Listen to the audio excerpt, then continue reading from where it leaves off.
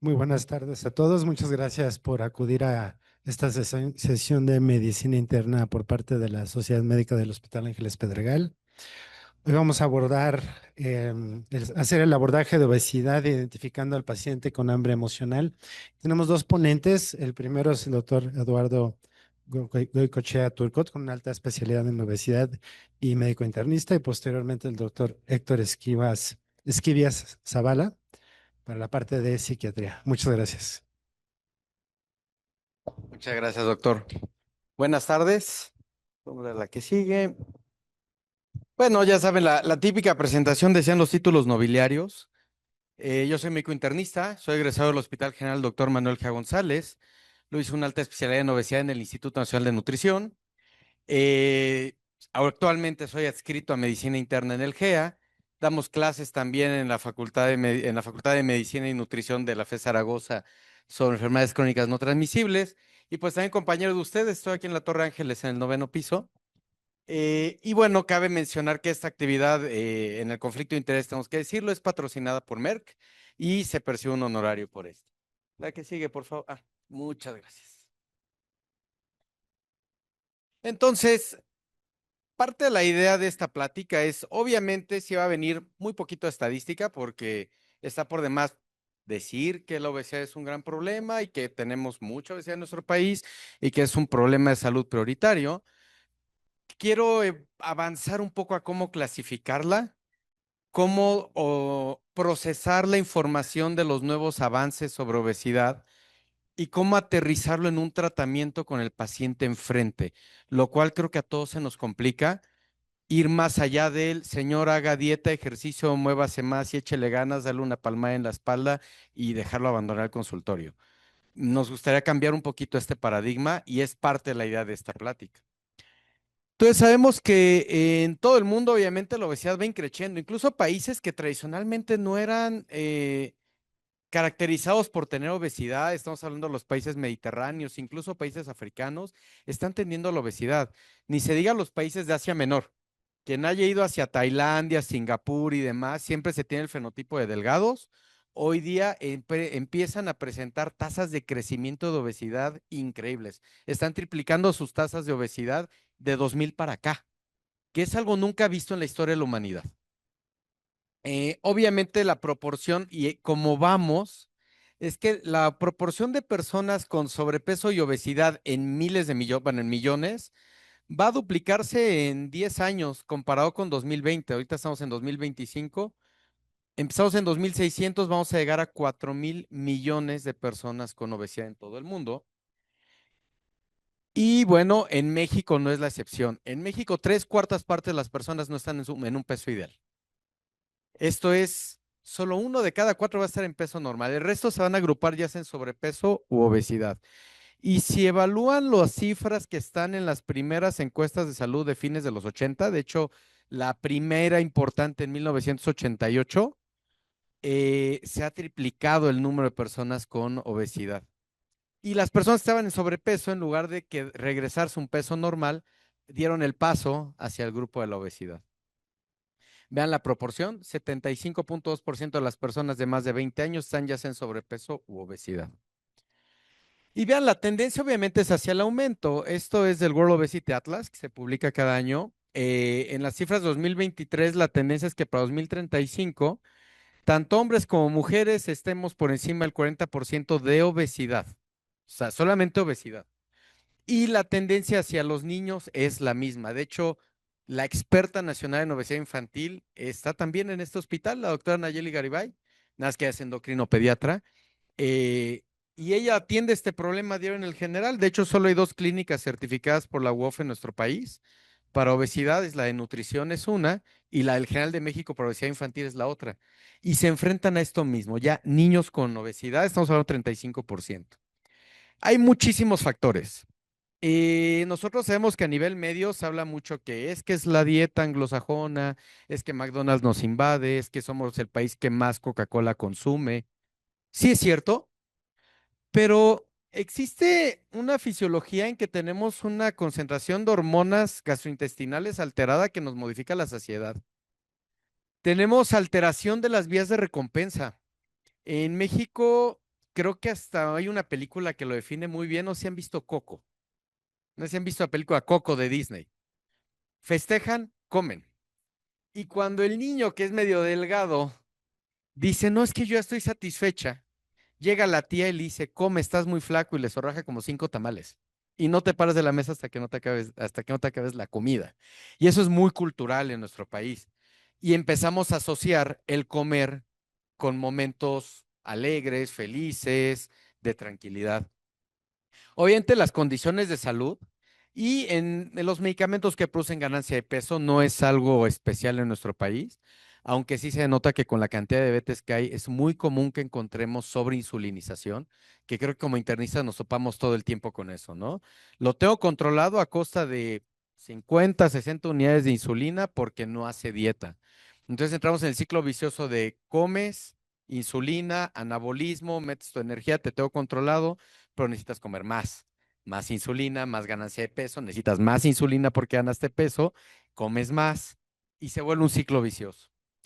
También, obviamente, los factores genéticos, y eso está también muy estudiado en nuestro país. Tenemos una alta carga de resistencia a la insulina. Nosotros como internistas, si medimos los HOMAs, les puedo decir que la mitad, si no es que más de la mitad de nuestra consulta cumplen criterios de resistencia a la insulina y por sí misma es una causa de ganancia de peso y dificultad para perder. Hay varios polimorfismos de un solo nucleótido, los NAPs, mutaciones menos comunes en nuestro país. Obviamente, las alteraciones conductuales, ni se diga el sedentarismo. Somos un país que, a diferencia de otros países latinoamericanos como Argentina, Brasil y Colombia, con quienes sí podríamos compartir parecido etnográfico, perdón, etnológico, ellos hacen más ejercicio que nosotros. Falta de sueño. Hay muchos estudios en nuestro país que la privación de sueño en la Ciudad de México y en ciudades donde hay mucha obesidad, Monterrey, Guadalajara, León, Mérida, es importante. Y bueno, no olvidemos el estado socioeconómico. Sabemos que también el acceso a disponibilidad de alimentos es diferente. En nuestro país, mucha gente, el desayuno, sabemos que es la torta de tamal con atole, los tacos de canasta a mediodía, si les va bien una comida corrida en la tarde y llegan a cenar café con pan. Y es muy, no solo cultural, sino es lo que se dispone en la calle y para lo que alcanza en la calle. Obviamente, en ambientes urbanizados hay mucho más obesidad. Y bueno, hay disruptores endocrinos que esto ya se habla, pero creo que tendremos información muy firme en los años siguientes. Lo dejaría como un spot de que no hay que perder de vista los disruptores endocrinos. Ahorita quizá no podemos decirlo como un factor predominante, es por esto que subimos de peso, pero van a tener mucha importancia en un futuro. Y todos nosotros convivimos diariamente, y más como internistas, con las enfermedades asociadas a obesidad. Hemos visto pacientes con obesidad que tienen cefalea migrañosa o que tienen hidrocefalia normotensa, que tienen dificultad para dormir, con apnea del sueño, que los tenemos que mandar a estudios simplificados para ver si son candidatos a CPAP. ¿Cuántos pacientes, como decía, no tenemos con enfermedad de pequeño vaso y las diferentes variantes de BC? ¿Cuántos no tenemos ya con una LT elevada y que con ultrasonido que podría ser hígado graso, les mandamos el fibroscan y sale que tienen esteatosis, esteatohepatitis? Y entonces ya estamos clasificando entre el MAFSLD o solo MASLD y esta clasificación recién publicada por la ADA. ¿Cuántos de nuestros pacientes o mujeres jóvenes con obesidad no se presentan con ovario poliquístico, con datos de virilización? ¿Cuántas pacientes no vemos con infertilidad? Que las mandan los colegas ginecólogos para que pierdan un poco de peso y tratar resistencia a la insulina para lograr embarazarse.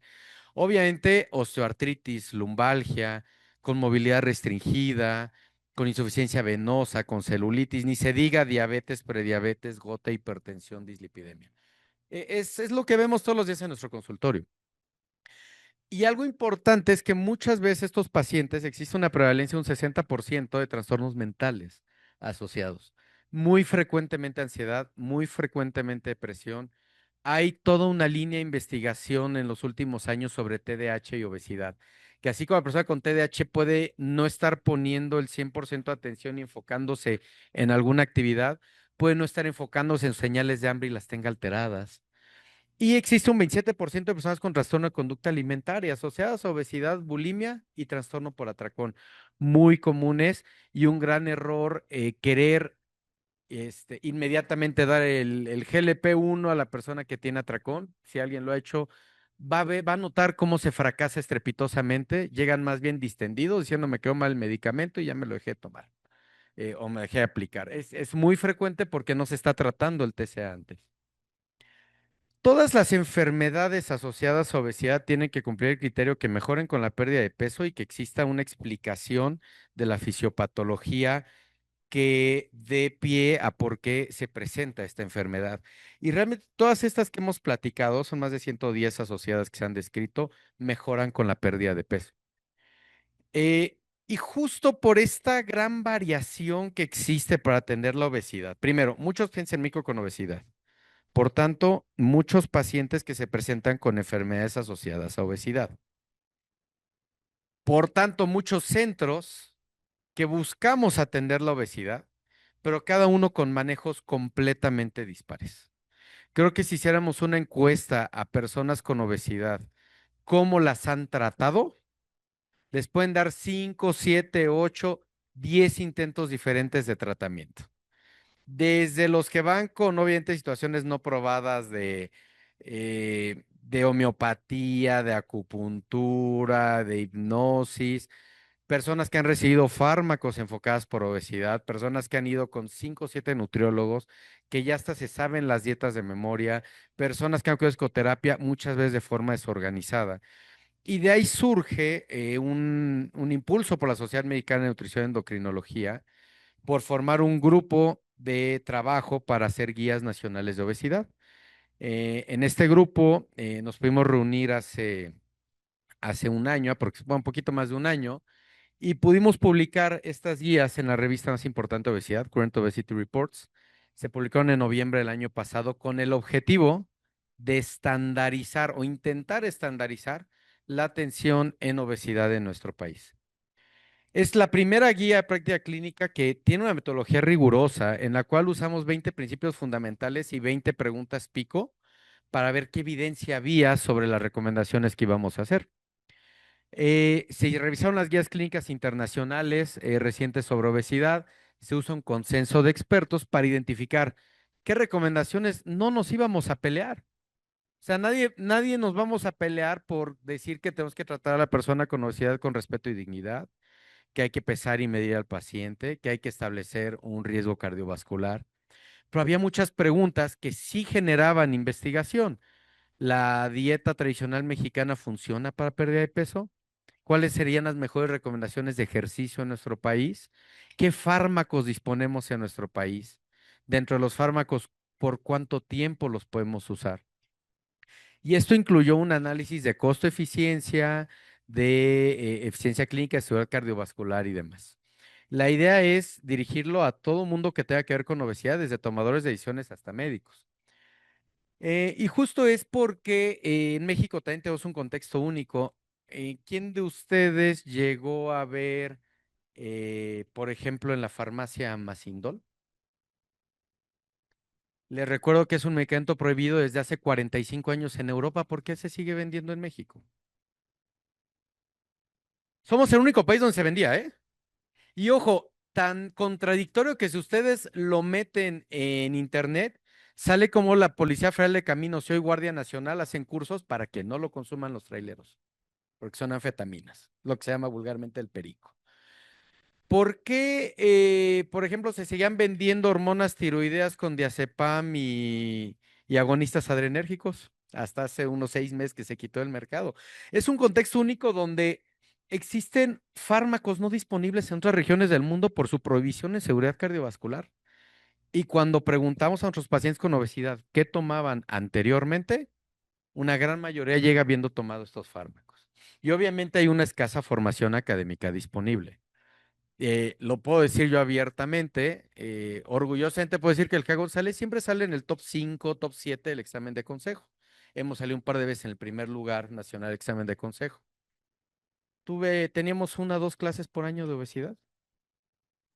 Como internista nos clavamos en que sarcoidosis, lupus, tuberculosis, obviamente un manejo de diabetes, dislipidemia, riesgo cardiovascular, posinfartado, medicina perioperatoria.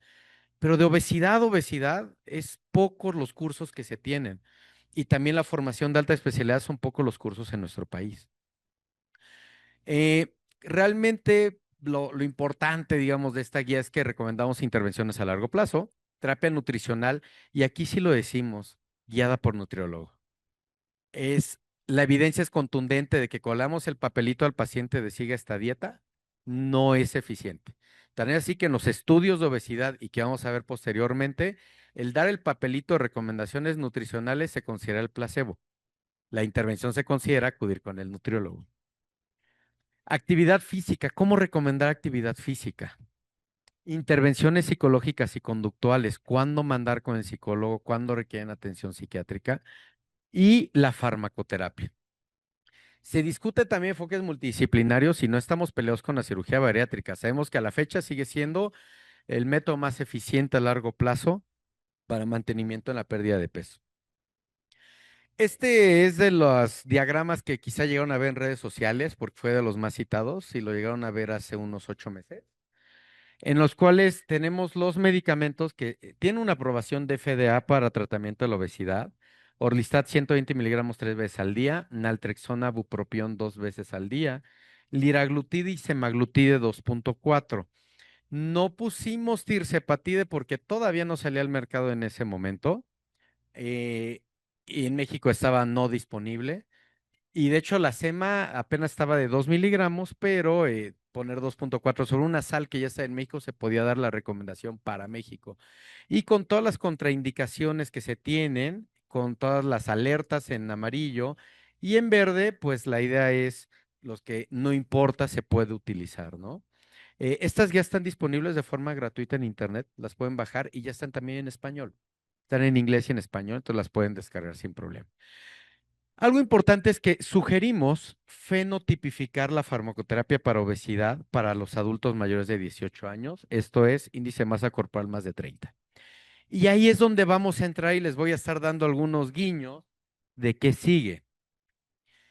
Farmacoterapia, no negarla. La obesidad es una enfermedad. Sabemos que mejora con estilo de vida, pero no se cura con eso, es crónica. La diabetes también mejora con estilo de vida y damos fármacos. La hipertensión mejora con estilo de vida y damos fármacos. La dislipidemia mejora con estilo de vida y damos fármacos. Si alguien tiene gota, le decimos que no comer, pero un evento de crisis gotosa es indicación de dar alopurinol de por vida. Le damos estilo de vida y le damos fármaco. ¿Por qué a la obesidad no le damos fármaco? Y sobre todo si nos ayuda otras comorbilidades. Y entonces ahí viene cómo plantear un fármaco. Y justo ahí viene la personalización. A los 2 meses que salió la guía de obesidad, sale, bueno, ahorita voy a entrar a ese punto. Primero, cómo estandarizar a alguien con obesidad más allá de los kilos? Y esto lo hizo Ari Sharma en 2011, médico que está en Vancouver. Y él establece el Edmonton Obesity Staging System, el EOS o EOS, quizá algunos ya lo han escuchado, en las cuales es independientemente del peso corporal, tenemos que evaluar el estado de salud mental, físico y y patológico, digamos, del paciente en cuanto a enfermedades existentes. Y entonces es una clasificación muy bonita que va del 0 al 4, son 5 ítems, donde 0 es que no hay ninguna enfermedad, 1 es que ya empieza a haber alteraciones bioquímicas, por ejemplo, en el caso médico, en el funcional dolor o fatiga ocasional, en el mental solo síntomas depresivos o ansiosos leves, pero como tal todavía no hay un evento de enfermedad. El estadio 2 es cuando ya se puede diagnosticar una enfermedad. En el estado funcional, problemas al caminar o inclinarse, y en el estado mental, cuando ya hay trastorno de presión mayor, cuando hay trastorno de ansiedad generalizado, un trastorno de conducta alimentaria. En el estado 3 es cuando ya vemos la complicación de alguna enfermedad, o cuando ya la movilidad está muy reducida, o cuando hay depresión mayor o ideación suicida. Y por último, el estadio 4 es cuando hablamos de una enfermedad terminal. En el caso funcional, cuando hay incapacidad para moverse solo, como uso de silla de ruedas o postración en cama, y en mental, cuando hay una enfermedad psiquiátrica incapacitante o intento suicida. ¿Cuáles son los objetivos ENEOS de tratamiento de obesidad? El uno, el 2 y el 3. Este es nuestro grupo donde tratando la obesidad mejoramos. Un ejemplo, ¿por qué no la 4, doctor? Usted es un paciente en diálisis por diabetes. ¿La obesidad se vuelve un objetivo de tratamiento? Ustedes tienen una persona con insuficiencia cardíaca que está en hija 3, 4. ¿La obesidad se vuelve un objetivo? El objetivo es no hospitalizarse y manejo de la falla cardíaca. Si puede perder algunos kilos, bien, pero el manejo es de falla cardíaca. Si tengo un paciente con hipertensión pulmonar severa dependiente de oxígeno por SAOS, la pérdida de peso ya no va a modificar la hipertensión pulmonar. Es la oxigenoterapia y en dado caso agonistas de endotelina o lo que requiera. Y a esto va enfocado el EOS y además el EOS predice mejor la mortalidad en muchísimas series. Luego, esto de Leos está en 2011. Sacamos nuestra guía hace año y medio y a los 2 meses sale este gran artículo de Lancet, que creo que todos leyeron, sobre una nueva clasificación de la obesidad. Realmente no clasifican de nuevo la enfermedad, pero sí le ponen importancia a mide peso, talla, género, etnia, confirma un exceso de tejido graso y si hay limitación o datos de disfunción clínica, le llamas obesidad clínica. Si no hay limitaciones, obesidad preclínica. Esto es lo que dijo el artículo de Lancet nada más. Sé que fue muy citado, febrero de este año, y muy circulado en redes, pero no dijo más que esto. Lo importante es en que dice la obesidad clínica a partir, incluso sobrepeso, con datos clínicos de obesidad, a partir de 27 IMC, dale tratamiento farmacológico. Y en eso sí ayudó. Eh, por ahí hubo varias críticas también, no tomaron en cuenta la salud mental y la funcionalidad no quedó tan bien definida. Y lo que todos hubiéramos querido es, dinos qué onda con la adiposidad. Todos hemos visto los equipos de bioimpedancia. ¿Alguien se atreve a dar un punto de corte de grasa corporal para decir que alguien tiene obesidad? No hay. Nadie se ha atrevido a dar un punto de corte de adiposidad, aunque sabemos que obesidad es un exceso de adiposidad corporal. Entonces, es una parte donde quedan huecos y que también quedaron huecos en la guía de Lancet. Y el paso que siguió fue hablar de la fenotipificación. Entonces, tenemos a alguien con obesidad, confirmamos por IMC, tiene datos clínicos, le voy a dar farmacoterapia, porque ya sea que tiene datos clínicos con IMC más de 27 o tiene IMC más de 30. ¿Qué fármaco le voy a dar? Recuerden que hay 6 disponibles en el mercado. Fentermina, topiramato, orlistat, naltrexona, bupropión, liraglutide, semaglutide, tirzepatide. ¿Cuál le vamos a dar? Son solo 7.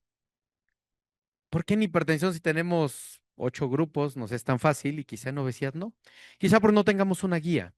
Y esta es la guía. La guía salió en un estudio de 2021 de Acosta et al.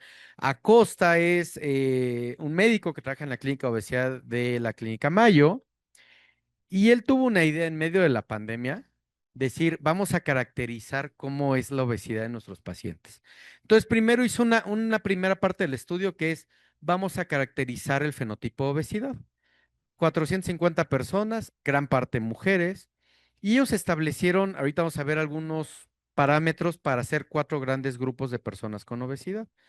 Después toma a 302 pacientes de estos 450 y a 84 los trata por el fenotipo y a 228 los trata, pues dale lo que quieras.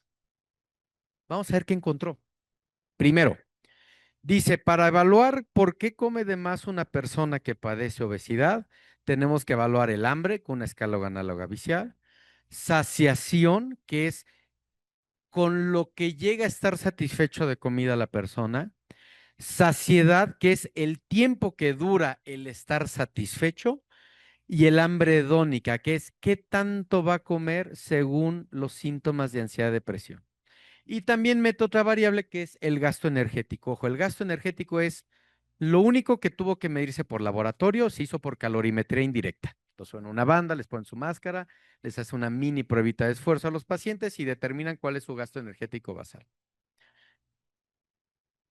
Y encontraron 4 grandes fenotipos: cerebro hambriento, hambre emocional, intestino hambriento y bajo gasto energético. Había grupos combinados.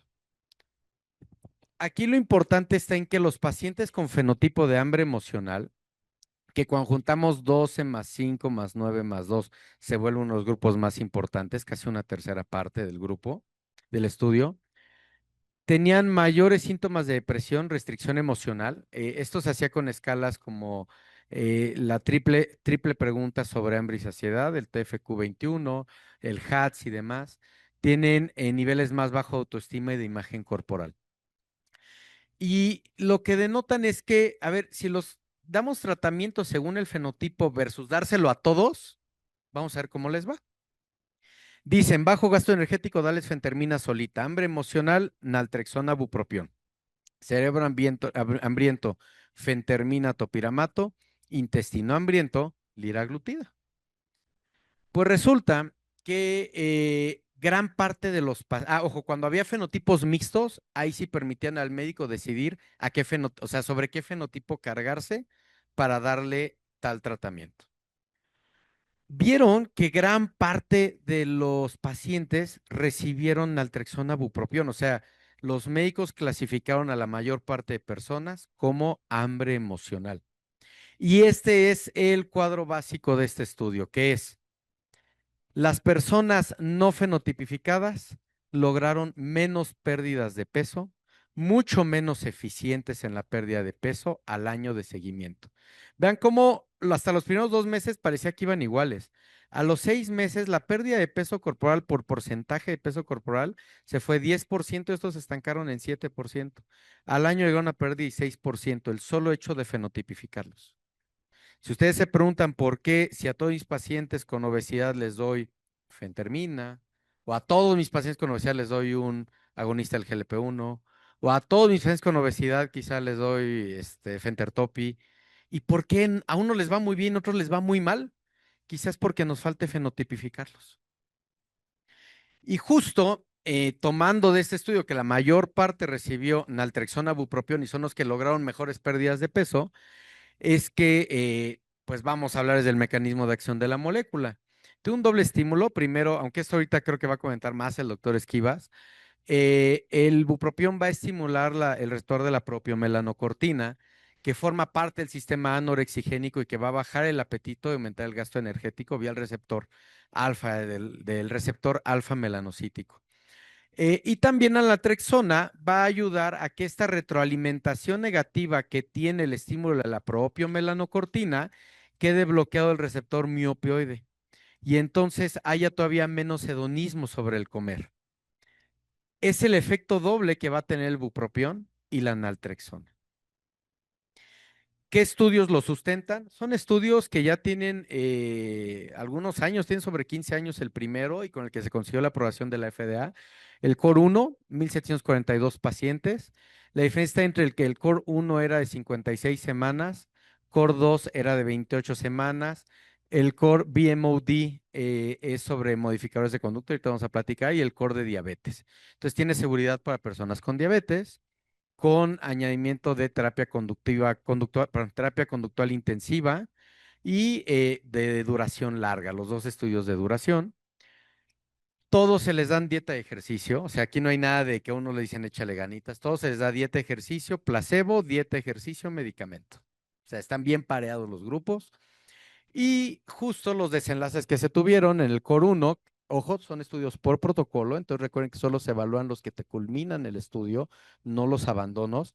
Eso es más también honesto, porque si no pueden poner que abandonaron porque sí perdieron peso, lo que se llama el mejor desenlace posible, y saldrían números muy inflados. Si el que sea por protocolo ayuda, y vean cómo en el CORE 1 pérdidas del 8% del peso corporal, CORE BMOD pierden 7%, claro, porque aquí tienen terapia cognitiva conductual intensiva, pero con fármacos se van al 11.5 de pérdida de peso. Y en diabetes, 2.2% con placebo y 5.9% de pérdida de peso corporal con el fármaco. Es evidente que es eficiente, que 80% de los pacientes, por ejemplo, en BMD y en CORE 1 pierden más del 5% y la mitad pierden más del 10%. son números con los que a veces, con los que el primer GLP-1 nos quiso deslumbrar 6 años después. Y bueno, por último, el estudio Ignite. El estudio Ignite es un estudio muy bonito que se llama de vida real, en el cual hacen dos grupos, son 242 personas. En primero les dan dieta, ejercicio, cuidado usual, y en el otro naltrexona, bupropión y estilo de vida intensivo. Y a la semana 26 empiezan fármaco ambos y estilo de vida intensivo. Es lo que muchos hacemos en consulta. Llegan por primera vez, ve con nutrióloga, ponte a hacer ejercicio, nos vemos en 3 meses y atrasamos un poco el inicio del fármaco. La idea era ver con la naltrexona bupropión qué pasaba y resulta que los de cuidado usual no perdían peso en un inicio. Empezaban a perder peso inmediatamente los de naltrexona bupropión y en la semana 24 que empezaban la intervención, los de cuidado usual, venía una pérdida de peso, vean la caída en el peso corporal y llegaban a empalmarse prácticamente, bueno, al año ya estaban muy cerquita y a los 64 meses se empalmaban. Traducción, en pacientes de la vida real, también retrasar unas semanas el inicio de la farmacoterapia lograba la misma pérdida de peso al año y medio de haber iniciado el fármaco. Efectos adversos, sí, claro. Náusea, constipación, cefalea, vómito, mareo, insomnio, boca seca y diarrea. Quizá lo más importante, constipación, cefalea, vómito. Y aquí hay como también una guía rápida que tiene el fabricante de palomeo de a quién no darle naltrexona bupropión, que son los mismos efectos contraindicados que vienen en la guía. Hipertensión no controlada, trastorno convulsivo, ansiedad de convulsiones o tumor del sistema nervioso central. Que entre tumor del sistema nervioso central, gran parte de las ocasiones sería un EOS 4 y esa sería la prioridad antes que la obesidad. Dependencia a opiáceos, trastorno de conducta alimentaria activa, ojo, activa, no en remisión, dependencia de alcohol, benzodiazepinas, opiáceos, tratamiento con bupropión o naltrexona ya, que en este caso habría que desescalar o empezar el uso con cuidado para no pasar a dosis tóxicas. Tratamiento con IMAO, que la verdad llevo años sin ver. Yo creo que llevo 10 años sin ver que alguien reciba un inhibidor de monoaminoxidasa. O insuficiencia hepática, enfermedad renal crónica grave, enfermedad renal crónica en diálisis, tampoco se va a recomendar. Un tapering lento, una pastilla en la mañana una semana, una cada 12 horas la siguiente semana, 2 y 1 y 2 y 2. El tapering es muy fácil y la presentación ya viene con un tratamiento mensual y la verdad el costo es bien accesible. El costo anda sobre 2,000 pesos al mes, que si lo comparamos con otros fármacos que son de 6,000 a 8,000 pesos al mes, suena bastante bien. Entonces, no voy a quedar aquí conclusiones, le voy a dar paso al doctor Esquivas para que complemente, nos va a complementar esta información. Él es psiquiatra experto en obesidad, he estado en varias clínicas de obesidad y hemos podido convivir en un par de pláticas. Entonces, Héctor, Psiquiatra de adultos mayores, pero bueno, por cosas de la vida, estuve trabajando en la clínica de obesidad en el Hospital Gea González y ha sido un tema pues que me ha gustado muchísimo. Y he colaborado también como coautor en las nuevas guías mexicanas para el tratamiento del sobrepeso y la obesidad en adultos. Me da mucho gusto que estén aquí y bueno, he titulado esta presentación, ¿me das la previa, por favor? Si gustas, yo le doy los cambios con el clic. He titulado esta presentación Obesidad, Impulso y Neuroquímica, del sistema de recompensa a la terapéutica combinada. Déjenme poner mi tiempo porque si no, luego me paso. 30 minutos, listo. Muy bien. Entonces, el objetivo, doctores, son dos objetivos de esta presentación. Estaría muy satisfecho de que al finalizar esta presentación hayamos revisado el vínculo entre la obesidad y la salud mental, cuáles son los neurocircuitos que están involucrados en la recompensa del placer, en la recompensa hedónica del comer, y cómo la afectación de estos neurocircuitos afecta también la transmisión neuroquímica y se da la compulsión por el alimento. Finalmente, pues revisaremos brevemente el mecanismo de acción de naltrexona bupropión y el segundo objetivo es que quiero que revisemos un estudio post-hoc que analizó la seguridad y la eficacia del uso combinado de naltrexona bupropión con terapia antidepresiva, porque el escenario clínico en el que muchos de nosotros estamos es que a lo mejor ya el paciente con obesidad ya está tomando sertralina, fluoxetina, escitalopram, qué sé yo, ¿no? Cualquier antidepresivo. Y decíamos agregar, o decimos, me parece que este paciente tiene ese perfil de comedor emocional. ¿Puedo agregar naltrexona bupropión? Eso es bien válido, ¿no? Entonces, lo que hizo el estudio post-hoc fue evaluar la seguridad del uso combinado y la eficacia en la pérdida de peso. Este es el índice con el que me voy a conducir, no lo voy a mencionar, mejor nos vamos directos. Esta ya la presentó el doctor hace un momento, son las proyecciones de las tendencias de la obesidad en México. En resumen, doctores, en 2035, de continuar así, casi el 50% de la población mexicana tendría sobrepeso u obesidad y se lleva el 3% del PIB. Más resumido, no va a haber dinero que alcance, ¿no? Ahora bien, quiero comenzar con este artículo. Este es un estudio de seguimiento muy valioso en psiquiatría, porque en psiquiatría pocas veces tenemos estudios de cohortes por un periodo largo o considerable. Esta es una cohorte de 27 años de seguimiento en el cual se evaluó iniciar con síntomas de depresión de los criterios del DSM y en el seguimiento desarrollar enfermedades cardiometabólicas. Entonces, pues fue un estudio de seguimiento de 27 años, una muestra de más de 780 hermanos gemelos, eran militares de los Estados Unidos, y estos fueron los desenlaces cardiometabólicos que se evaluaron durante el seguimiento en los 27 años, ¿sí? Algo interesante del artículo es cómo controlaron otras variables, ¿no? Y particularmente de estas otras variables, la edad, el consumo de alcohol, el IMC, el tabaquismo, los niveles de PCR, me parece valiosísimo, interesante el artículo, cómo controlaron el riesgo poligénico para estas enfermedades. De manera que se pudiera depurar la asociación únicamente con los síntomas depresivos y los desenlaces cardiometabólicos. Y vean ustedes los resultados directamente, ¿sí? Iniciar con síntomas de depresión se asoció con un incremento en la incidencia Oates radio de 1.29, casi un 30% de diabetes. Disfunción eréctil, el Oates radio es de 1.32, hipercolesterolemia, 1.26, un 26%, y apnea del sueño, 1.40.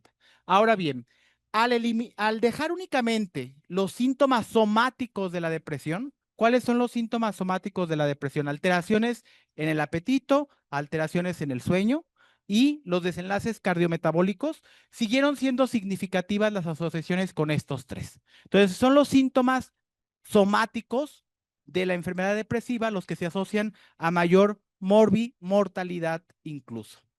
Y por muchos años, pues nos hemos preguntado qué fue primero, ¿no? Si primero es que los pacientes comienzan a ganar peso, luego llegan a obesidad y luego se deprimen, o si comienzan con un episodio depresivo y luego, pues con este descuido de sí mismos, comienzan a ganar peso y llegan a obesidad, ¿no?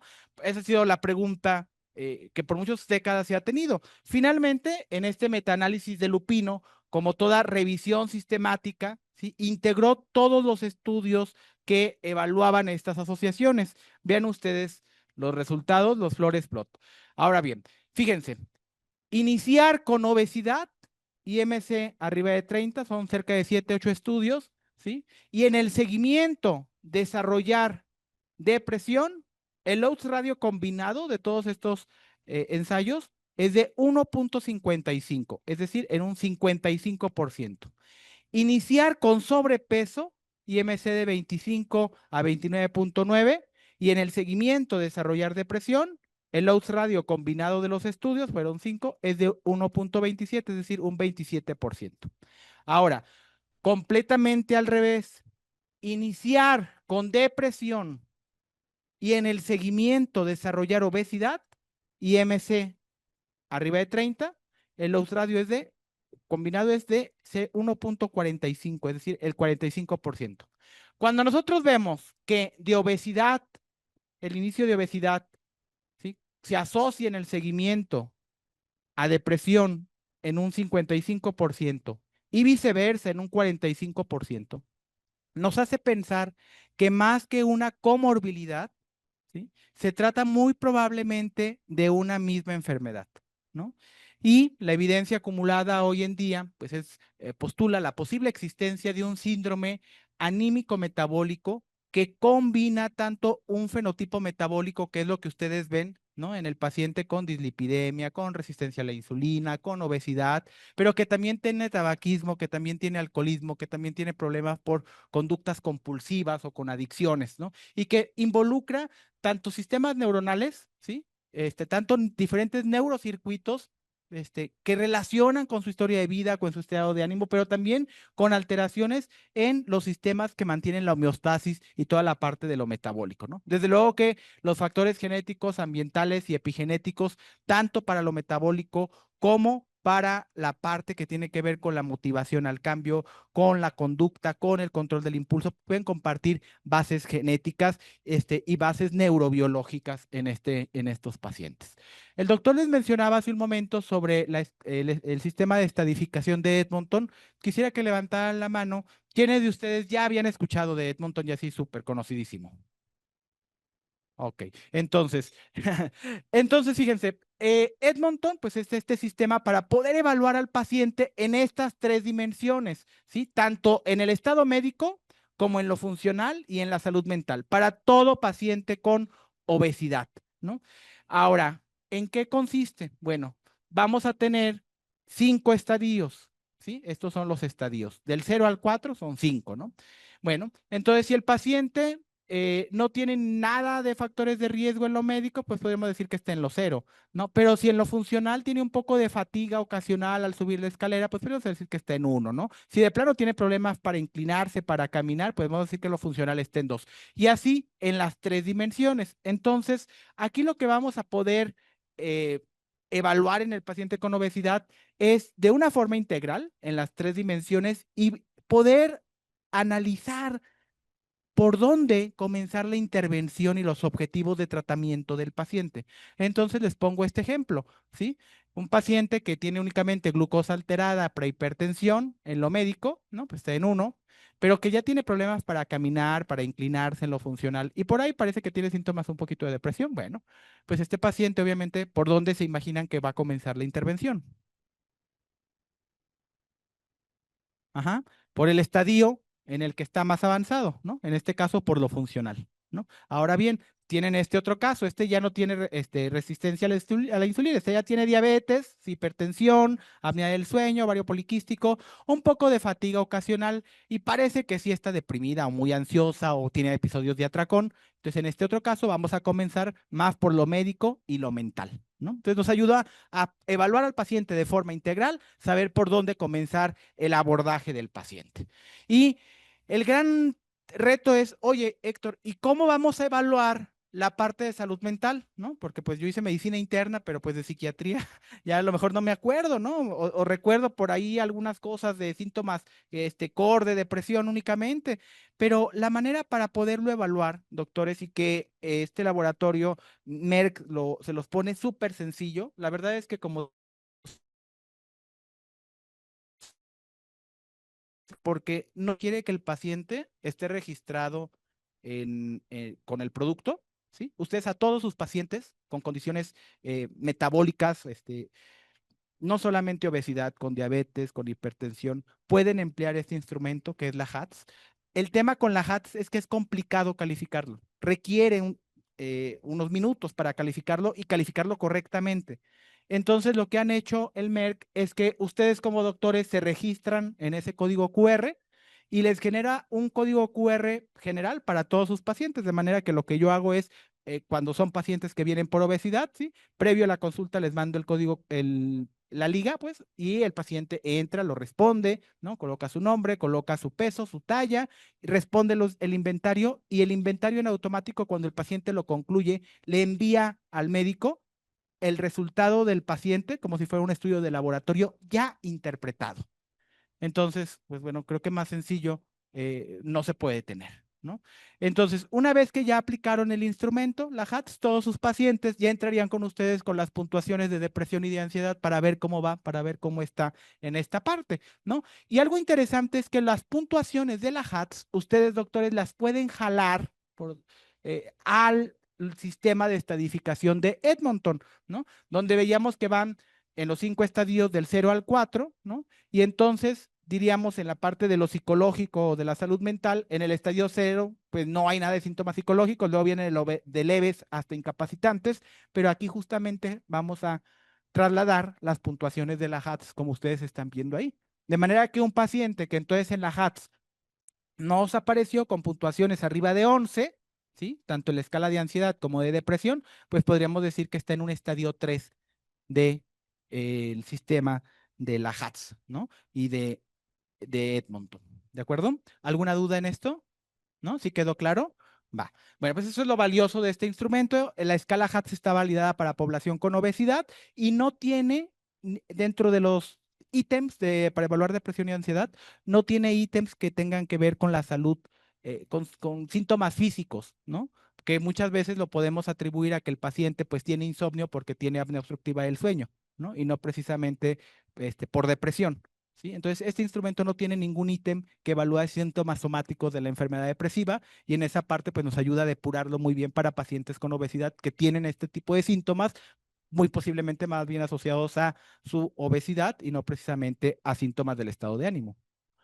Y bueno, quiero dedicarle un minuto a este artículo. Es un metaanálisis de Cerretti sobre el impacto en el peso de diferentes moléculas antidepresivas, ¿no? Sabemos que los antidepresivos pues tienen un impacto en el peso corporal y justamente lo que él hizo, ¿sí? Fue evaluar cuáles eran los que tenían un impacto en el peso durante las primeras, ¿sí? 6 semanas durante el tratamiento agudo, ¿sí? Y ustedes pueden ver aquí, vean ustedes, asociados a una pérdida de peso durante las primeras 6 semanas.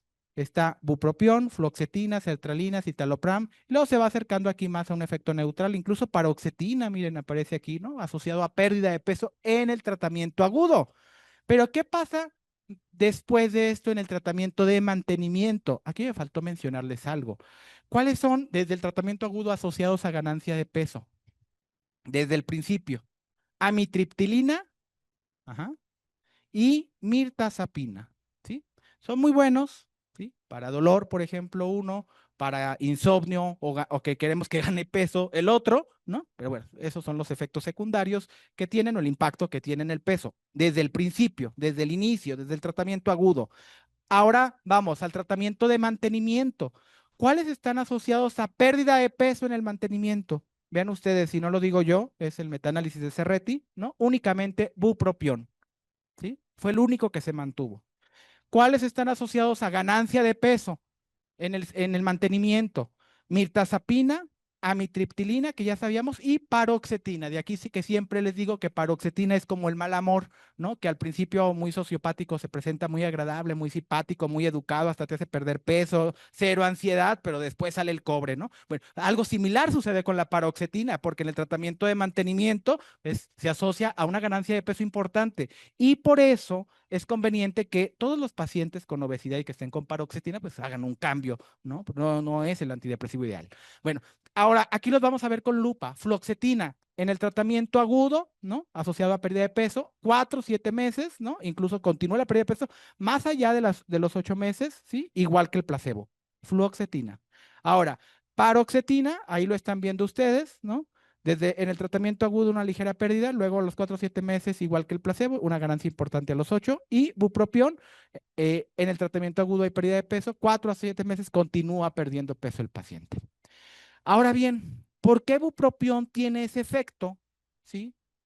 Sobre el peso, a diferencia de todos los demás antidepresivos? Pues porque muy probablemente bupropión es el más noradrenérgico de todos los antidepresivos. Y para esto hay que recordar la teoría, ¿sí? De las monoaminas en la depresión. Recuerdan ustedes que en la depresión hay síntomas que tienen que ver con el estado de ánimo, hay síntomas que tienen que ver con los pensamientos, hay síntomas que tienen que ver con el apetito o con la energía o con la atención y la concentración. Y ustedes están viendo en esta imagen, ¿sí?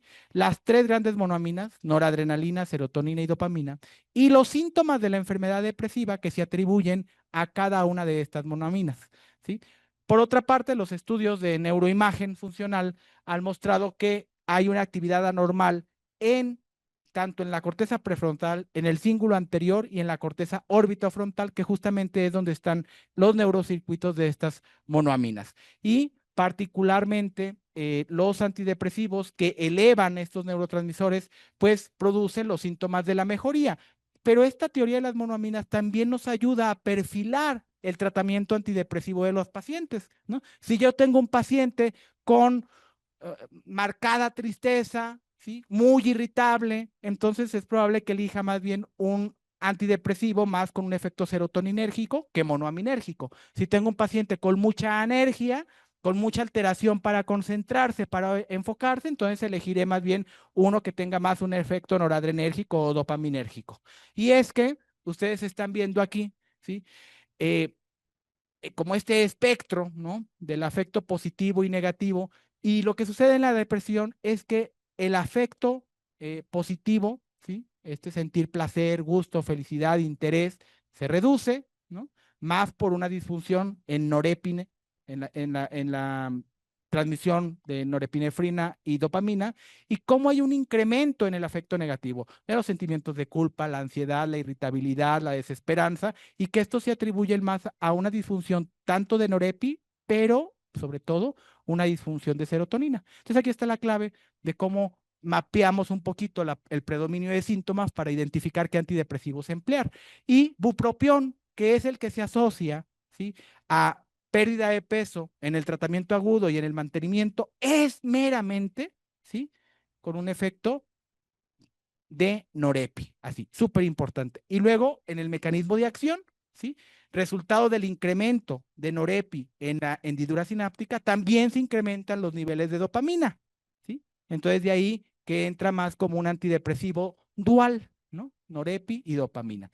Y es que en la depresión, como ustedes lo veían en ese como espectro, ¿no?, hay síntomas que tienen que ver con la motivación que tiene el paciente para comenzar a hacer una actividad.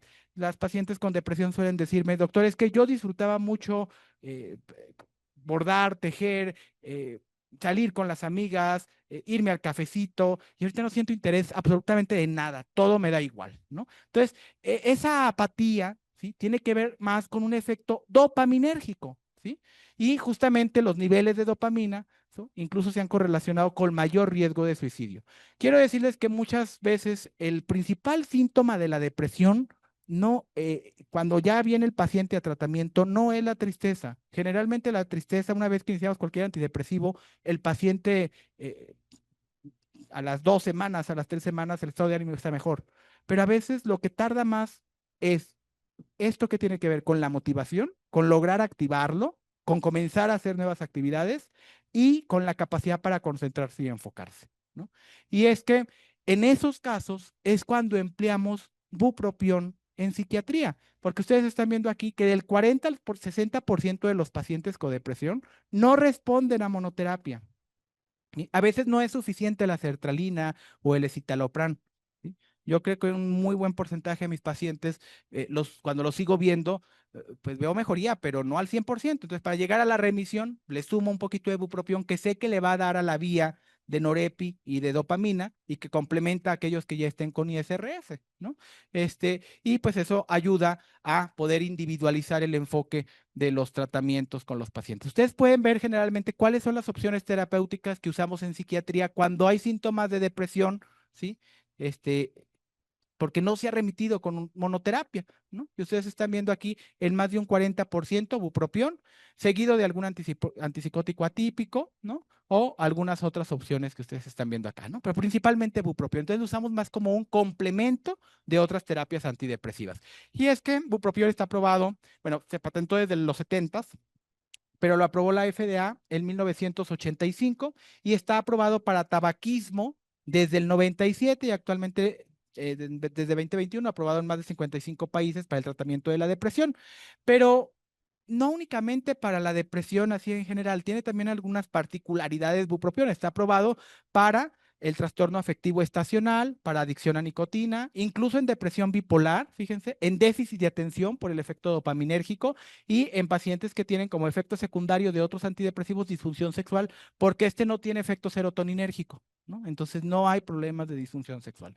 Y ustedes están viendo aquí, en el tono más fuerte, ¿sí?, es el impacto que tiene en el peso. Entonces, aumento de peso es inusual. Sedación, inusual. Pues no, al contrario, ¿no? Más bien los alerta, más bien los enciende un poquito por el efecto de norepi. Bueno, ¿y cuál es el mecanismo de acción? Pues es un inhibidor de la recaptura tanto de noradrenalina como de dopamina. Vamos a ver aquí cómo lo hace. Lo hace a través de inhibir la bomba de la recaptura de norepi, ¿sí? Que es lo que ustedes están viendo en el lado izquierdo, ¿sí? Inhibe la bomba de recaptura de manera que queda más noradrenalina en el espacio intersináptico y en la hendidura, en la hendidura intersináptica, y este efecto hace, ¿sí? Que también bloquee la bomba de la recaptura de dopamina, ¿sí? Incrementando los niveles de esta. Además, tiene un antagonismo no competitivo de los receptores nicotínicos. De ahí la indicación que tiene para pacientes con dependencia de nicotina. ¿Cómo logra esto? ¿Cómo lo hace esto? Tal vez primero tendríamos que ver un poco el mecanismo de acción en el área tegmental ventral, ¿sí? De la nicotina. ¿Qué es lo que hace la nicotina, ¿sí? En el área tegmental ventral, pues estimula, ¿sí? Llega la nicotina, estimula la neurona dopaminérgica, libera dopamina y pues está feliz, tranquilo, súper relajado el paciente, ¿no? Con su cigarrito. Y luego el paciente, bueno, pues libremente decide dejar de fumar, ¿no? Entonces ya no está el estímulo, ¿no? Y entonces, ¿qué dice la neurona postsináptica, no? ¿Dónde está mi dopamina? ¿No? ¿Qué es lo que hace bupropión? Lo que hace bupropión es bloquear la bomba de recaptura de dopamina, de manera que el paciente que decide no continuar o disminuir el tabaquismo, ¿sí? No lo viva con tanta ansiedad, ¿sí? No tenga esa respuesta de abstinencia como la tenía acá, sino que sí haya un poco más de dopamina en la hendidura intersináptica y que esto pues ayude a que el paciente lo sienta como un apoyo, como una muleta para, con no tantos síntomas de abstinencia, pues poderse mantener con la abstinencia del tabaquismo, ¿no? Con la suspensión del tabaco.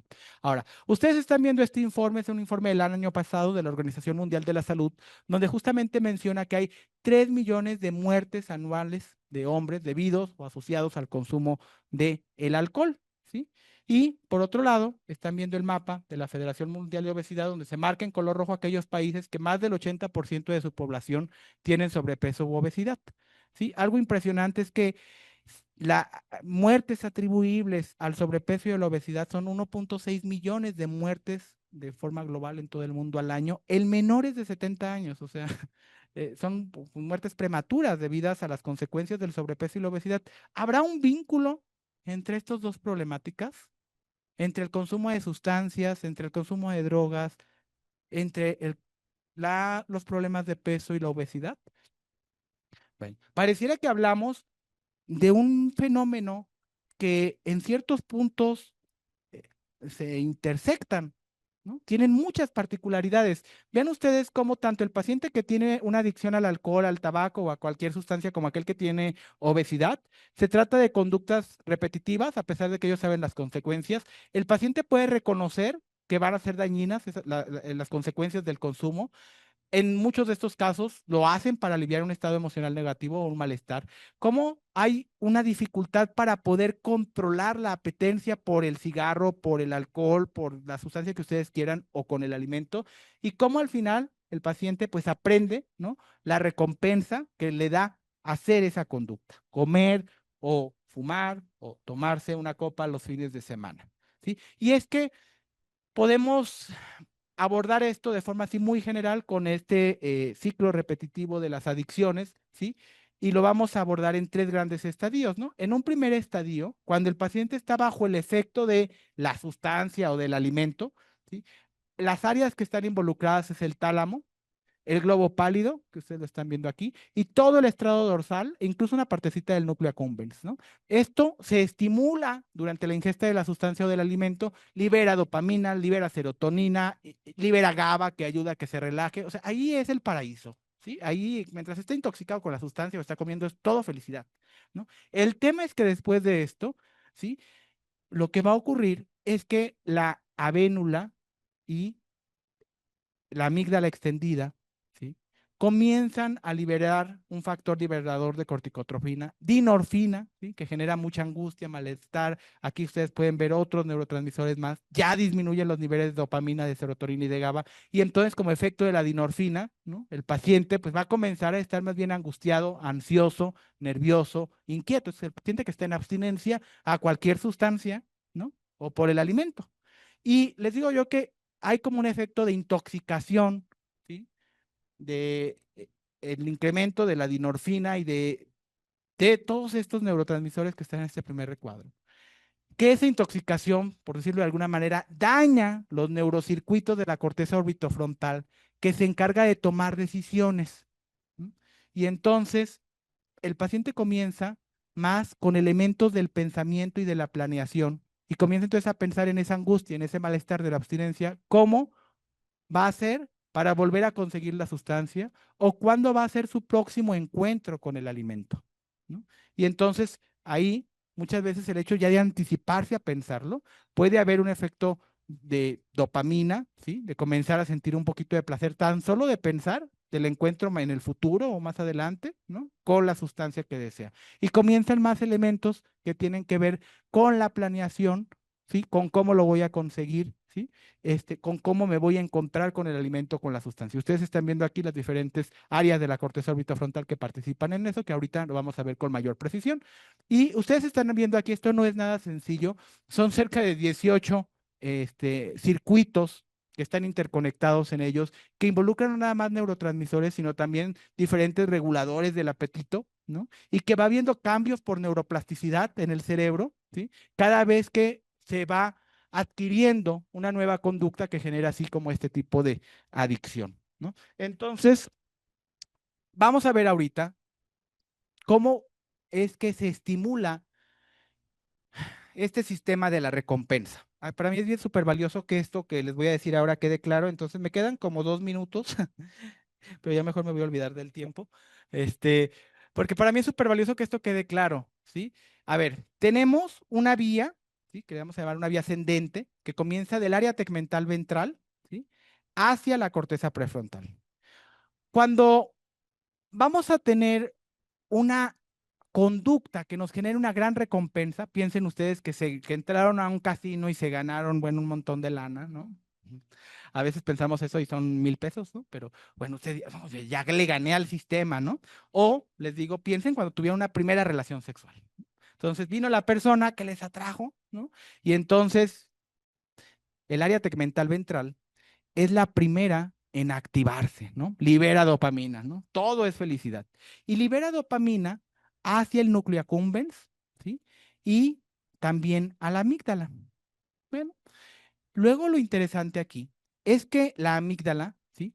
Que se encarga de toda la parte de los afectos, del bienestar, de las emociones positivas, pero también de las emociones negativas, también guarda una memoria y la amígdala es como un poquito comunicativa, ¿no? Y entonces voltea y le dice la amígdala al área tegmental ventral, oye, esto que me diste estuvo bueno, ¿eh? Esto que me diste me gustó, ¿no? Y ya lo aprendió, reconoció el estímulo la amígdala. Y luego, muy curiosa, va con el núcleo accumbens y coloquialmente lo que le diría es algo así como, ¿y eso que me diste fue un estímulo que vino de adentro o que vino de afuera? ¿No? Entonces va registrando la información de cómo fue que llegó el estímulo y de que le fue placentero.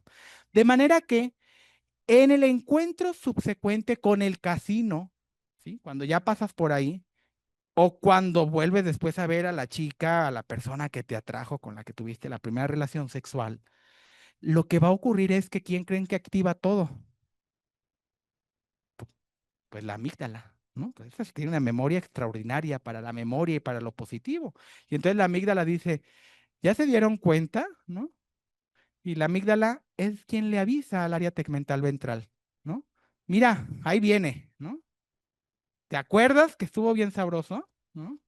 Y entonces el área tegmental ventral va al núcleo accumbens, ¿no? Y entonces el núcleo accumbens se encuentra en la disyuntiva de si realizar la conducta, meterse al casino, ¿sí? Sonreírle a la chica coqueta con la que tuvo la primera relación o no hacerlo. Hasta ahí les voy a contar la historia y ahorita vamos a retomar eso. Pero queda en esa disyuntiva el núcleo accumbens, ¿no? Va a haber una área que va de arriba hacia abajo, de la corteza prefrontal como descendente, que es la que va a regular y va a decir si hazlo o no lo hagas. Ahorita vamos a ver eso. Entonces, por si fuera poco, además de todo lo que ocurre con la amígdala, también el área tegmental ventral, cuando hay el consumo del alimento, ¿sí? Notifica, por decirlo así, a los cuerpos mamilares del hipotálamo, ¿no? Que están regulados por el control del apetito o con el control homeostático de la ingesta del alimento, y desde los cuerpos mamilares también envían una señal dopaminérgica al núcleo accumbens. Entonces, que la influencia neurobiológica es muy fuerte para conductas que son placenteras, la que ustedes quieran, ¿no? Ahora bien, recuerdan que les decía que la amígdala era la que comenzaba o avisaba del estímulo placentero al área tegmental ventral, y luego el área tegmental ventral vendía al núcleo accumbens y decía, y el núcleo accumbens está en la disyuntiva de, pues, ¿qué hago? ¿Me lo como o no me lo como? ¿Sí? Entonces me resulta muy tentador comerme ese platillo, ¿no? Y va a resultar de que se realice la conducta si los circuitos descendentes de la corteza prefrontal están hipoactivos. Si estos circuitos de la corteza prefrontal, que la vamos a dividir en corteza orbitofrontal, ¿sí? Que es la que, el orbitofrontal es como todo lo placentero y a todo dice sí, yo quiero, denme todo, ¿no? Ese es el placer mismo. Pero hay otra corteza, que es la corteza prefrontal dorsolateral, esa es más juiciosa, ¿no? Ahí entra propiamente el juicio, ¿no? ¿De qué consecuencias voy a tener? ¿De qué va a pasar si realizo la conducta? Y el área ventromedial, en la corteza ventromedial, que es la que unifica y finalmente toma la decisión. Bueno, si hay una hipoactividad en la corteza prefrontal entre estas tres, ¿no? Pues entonces termina dominando la amígdala y la conducta impulsiva, ¿sí? O la elección impulsiva del alimento o de la conducta que ustedes quieran. En cambio, cuando esta corteza prefrontal está muy bien, muy sobreactivada, muy, bueno, pues entonces va a lograr inhibir la elección impulsiva de la amígdala. ¿De acuerdo? De ahí que los pacientes con TDAH o pacientes con impulsividad, pues se asocian más con el desarrollo de sobrepeso o de obesidad, ¿no? Porque hay fallas en el control inhibitorio en esta corteza. Naltrexona, pues bueno, está aprobado también por la FDA para dependencia al alcohol desde el 94, actualmente en más de 30 países aprobados para la dependencia al alcohol, y lo que hace naltrexona es bloquear los receptores opioides mu, ¿no? Y entonces ya no se tiene el efecto de las encefalinas, ¿sí? Y bueno, de ahí la indicación para eh, la dependencia al alcohol. Si nosotros tuviéramos que hacer como una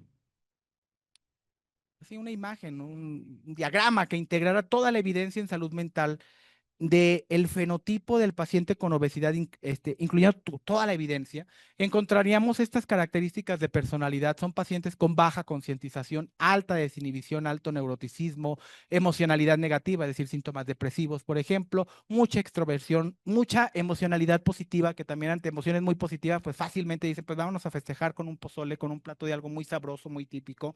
Pero también hay alteraciones neurocognitivas, toda la corteza prefrontal que les decía ahorita, ¿no? Fallas en control inhibitorio, alteraciones en control decisional, dificultad para la flexibilidad cognitiva. Yo llegué a tener una paciente que me acuerdo perfecto que decía, doctor, es que yo pienso, si nadie me ve comerlo, no cuenta. ¿No? Entonces, esto es flexibilidad cortical, meramente la corteza prefrontal ventromedial, ¿no? Y estudios de neuroimagen que nos hablan de que hay regiones superactivadas de sensibilidad a la recompensa, la corteza prefrontal medial, el estriado, la amígdala, e hipoactivadas, ¿sí? Que son la corteza prefrontal lateral, el cíngulo anterior, ¿sí? De manera que, a ver, cualquier persona ante el estrés, cualquiera de nosotros ante una situación de estrés, y ahorita comienza un sismo, ¿no? Nos va a saber mucho más sabroso el postrecito que le sirvieron. Eso cualquiera. Eso sucede de forma normal, ¿sí? Incrementa, el estrés incrementa la sensibilidad a la recompensa y disminuye el autocontrol, ¿no? A lo mejor estaba peleado con la esposa, pero dice, no, pero ahorita como hay el sismo, le voy a tener que marcar, no importa, ¿no? Es más, a la ex esposa le marca para preguntar si los hijos están bien, ¿no? La capacidad de inhibir, ¿sí? En una situación de estrés se pierde. Pero entonces en una persona que está preconfigurada, por decirlo de alguna manera, con estas alteraciones neurocognitivas, con estas alteraciones en su funcionamiento cerebral, pues la sensibilidad a la recompensa ante situaciones de estrés va a ser mucho mayor y el autocontrol pues se viene abajo. Eso es lo que se asocia a que esa persona comience a comer como una manera de regular sus emociones y comience a ganar peso o conducirse a la obesidad, ¿sí? Entonces, Misimba, que es esta combinación de naltrexona bupropión, está aprobado en Estados Unidos desde 2014, en la Unión Europea desde 2015. Ha sido el cuarto tratamiento aprobado para el manejo del sobrepeso y la obesidad. Y finalmente el artículo por el que me trajo Merck aquí con ustedes, en 3 minutos se los voy a decir. ¿Es seguro, es eficaz el uso combinado de naltrexona bupropión? Para esto, pues lo primero que vamos a hacer es que se tomaron los pacientes que participaron en el estudio Light, ahí están viendo ustedes la aprobación. Los vamos a dividir en 2 grandes grupos, un grupo placebo y un grupo que estuvo tomando naltrexona bupropión. Y luego, cada uno de estos grupos los vamos a subdividir en aquellos que estaban tomando antidepresivos y los que no estaban tomando antidepresivos. ¿De acuerdo? Entonces, a ver, antes de continuar, ¿y qué antidepresivos estaban tomando? Principalmente inhibidores selectivos de la recaptura de serotonina, más del 50%, pues es lo mismo que ustedes y yo en el consultorio, ¿no? Los más frecuentes. Y luego, pues algunos duales, ¿no? Ahora sí, les decía, vamos a ver, ¿es seguro el uso combinado? Bueno, vamos a ver. A ver, comencemos con los grupos de los que están tomando antidepresivos. Vean ustedes aquí, en el gran grupo de placebo con antidepresivo, la tasa de eventos adversos es del 10%. Versus el grupo de naltrexona bupropión con antidepresivos, la tasa de eventos adversos es del 12%. No hay ninguna diferencia significativa entre estos dos. ¿Qué podemos ver aquí? Pues que los antidepresivos por sí solitos producen efectos secundarios en un 10%. ¿Sí? Ahora bien, vean ustedes qué curiosos son los pacientes. Los grupos que no estaban tomando antidepresivos, estos están con placebo y sin antidepresivos, o sea, realmente no están tomando nada más que el placebo. La tasa de eventos adversos es del 7%. ¿No? Naltrexona bupropión sin antidepresivos, la tasa de eventos adversos es del 8.6%, o ponle el 9%. ¿No?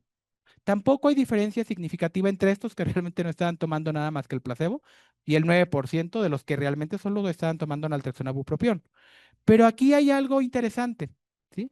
Vean ustedes, la tasa de eventos adversos de los que estaban tomando antidepresivos solito es incluso menor la tasa de los eventos adversos de los que estaban tomando solo naltrexona bupropión. Se los vuelvo a repetir.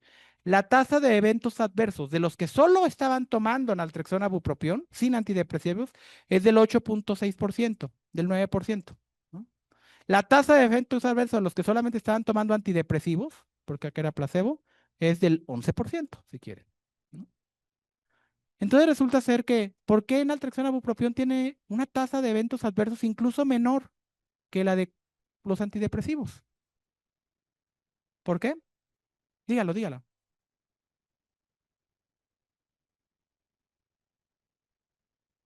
Más o menos igual con mi Simba, más o menos igual que con los otros, pero incluso aquí es un poquito menos. A lo mejor no es una diferencia significativa.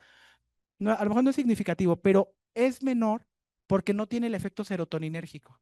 Recuerdan que los antidepresivos que estaban metidos en el estudio, cuando lo vimos, eran principalmente inhibidores selectivos de la recaptura, ¿no? Entonces, pues bueno, pues no tiene un efecto serotoninérgico, que es lo que nos da más efectos secundarios el bupropión, por eso, pues posiblemente la tasa es incluso menor. Ahora sí, a ver, Héctor, me van a decir, la pregunta es si mi paciente le puede iniciar mi Simba, si ya está con sertralina o citalopram o cualquier otro antidepresivo, ¿va a tener más eventos adversos? La respuesta es sí, de forma significativa. Ustedes lo están viendo aquí, ¿no? Naltrexona bupropión sin antidepresivos, la tasa de eventos adversos es del 8.6%, con antidepresivos se incrementa un 12%. Sí hay una diferencia significativa, sí hay que esperar más posibilidad de que haya eventos adversos. Sin embargo, la tasa de que el paciente lo abandone, no hay ninguna diferencia significativa de abandono por esto. ¿Qué pasa con el peso? Obviamente, los que tomaron naltrexona bupropión fuera con antidepresivos o sin antidepresivos perdieron más peso que los que estaban con placebos. Y finalmente, de algunas frases de pacientes con obesidad, de estos que he perfilado para esta combinación, ¿no? Suelen decir, he intentado varias veces perder peso, pero siempre vuelvo a comer por el estrés porque me concentro, porque ahorro tiempo. Y ya con esta frase voy a terminar. Es un paciente súper joven, posoperado de cirugía bariátrica, y lo conozco ya casi un año, yo creo, y decía, doctor, me siento triste, frustrado, enojado y con ansiedad, porque antes, se refiere antes de la cirugía, me enojaba e iba y comía. Como ya no puedo comer, me siento ansioso, ¿no? Entonces hay vías, ¿sí?, de la compulsión, vías de la gratificación hedónica que se activan con el alimento, ¿no? Ese es el perfil de pacientes para esta combinación. Y bueno, ahí ven algunas otras, ¿no? En resumen, de estos 4 fenotipos, si hablaran de forma coloquial como los pacientes, tal vez el paciente que tiene un cerebro hambriento diría, es que no me llené, ¿no? Necesito mayor cantidad. El paciente que tiene intestino hambriento diría, ya tengo hambre otra vez. Aquellos que viven con la desgracia de que son quemadores muy lentos, ¿no? A la mejor dijera, aunque como poco, ¿no? No pierdo peso. Y los de hambre emocional dirían, no puedo dejar de pensar en la comida y en los antojos. ¿Sí? Doctores, creo que es tiempo de que reflexionemos de que la obesidad puede no ser siempre un trastorno metabólico, sino en algunos casos un trastorno de los circuitos de la recompensa, o que hay este fenotipo que puede estar sobrepuesto al paciente con obesidad. Invitarlos a conocer a sus pacientes, a hablar de sus hábitos de alimentación, reconocer que la compulsión alimentaria en el fenotipo del hambre emocional refleja disfunciones neurobiológicas de la vía mesolímbica que aumentan la sensibilidad a estímulos gratificantes y que reducen el control sobre la ingesta en pacientes con sobrepeso y obesidad. El estudio POSOC nos dice que el perfil de seguridad en naltrexona, bupropión más antidepresivos no es diferente, incluso es más seguro naltrexona, bupropión que los antidepresivos solitos, y que el efecto de la pérdida de peso, sea que el paciente esté tomando misimba o no, ustedes lo van a encontrar. Muchas gracias.